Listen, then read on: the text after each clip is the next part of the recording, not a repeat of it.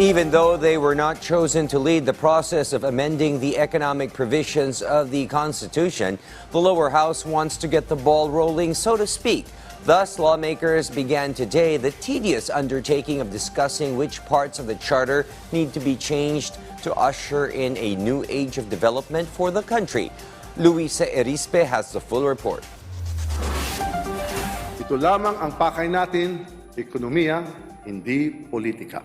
This is the strong statement of House Speaker Martin Romualdez on what the resolution of both houses number 7 or RBH7 is intended for. During the Speaker's speech on today's start of the Committee of the Whole for the RBH7, which tackles the economic provisions in amending the Constitution, he stressed there is no color of politics behind the resolution. As a matter of fact, they adopted the RBH6 of the Senate, which pertains to provisions on foreign ownerships with public utilities, basic education, and advertising industry. Malinaw po sa ating lahat ang misyon natin ngayon. Baguhin ang ilang economic provisions na pumipigil sa pagpapasok ng mga negosyo mula sa ibang bansa.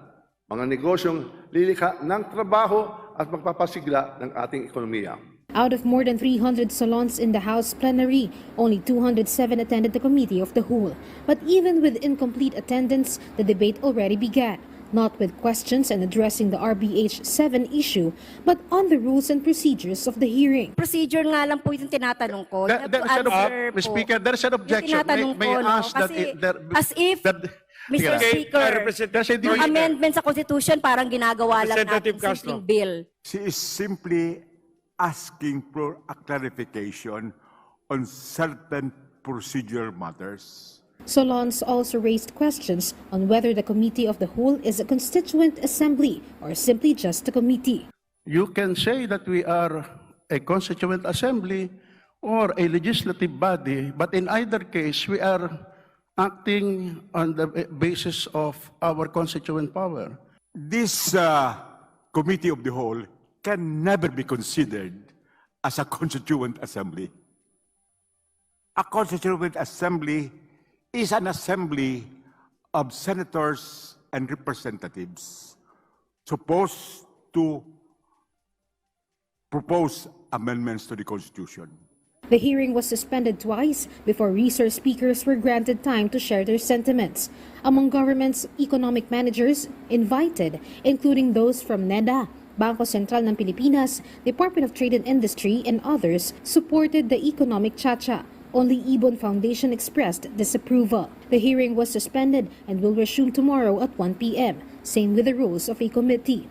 According to Deputy Speaker David Suarez, they do not have a definite timeline to pass such legislation, but are targeting to conduct the plebiscite this year and not simultaneously with the 2025 national and local elections. Suarez also reiterated this is not a race between two houses of Congress, since RBH7 is based on President Ferdinand R. Marcos Jr.'s directive.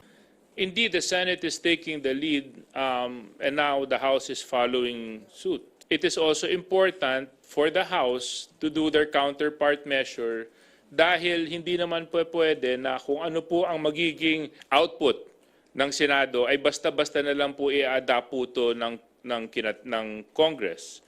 Binanggit niya na unang-una, the Constitution was not made for a globalized world.